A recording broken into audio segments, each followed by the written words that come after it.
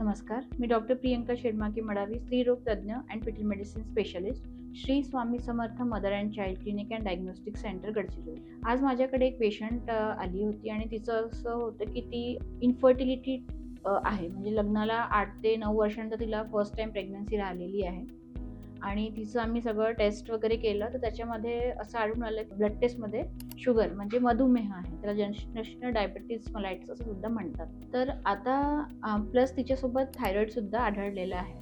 तर अशा केसमध्ये आम्ही काय केलेलं आहे की त्या पेशंटला आम्ही एक प्रॉपर GDM डाएट सांगितलेलं आहे आणि काही एक्सरसाइजसुद्धा सांगितलेल्या होत्या. 2 आठवड्यानंतर आम्ही तिचं चेक केलं शुगर.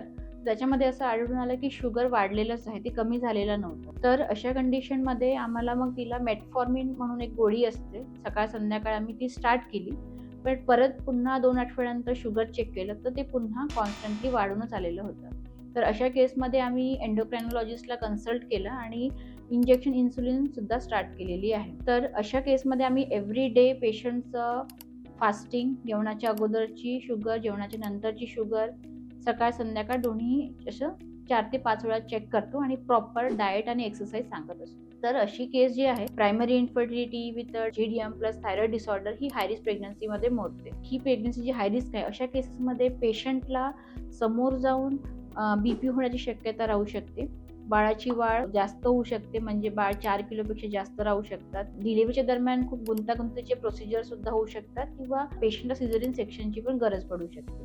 अशा केसेसमध्ये बाळावर म्हणजे कधी-कधी बाळ अकाली डिलिव्हरी होणे म्हणा किंवा बाळाला श्वास घेण्यासाठी त्रास होणे म्हणा किंवा बाळाची डिलिव्हरीनंतर बाळाला शुगर कमी होणे किंवा बाळाला समोर जाऊन डायबिटीज होणे, हे सगळ्या गोष्टी राहू शकतात. तर अशा केसेसमध्ये आपल्याला प्रॉपर पेशंटचं ANC काउन्सिलिंग ठेवावं लागतं.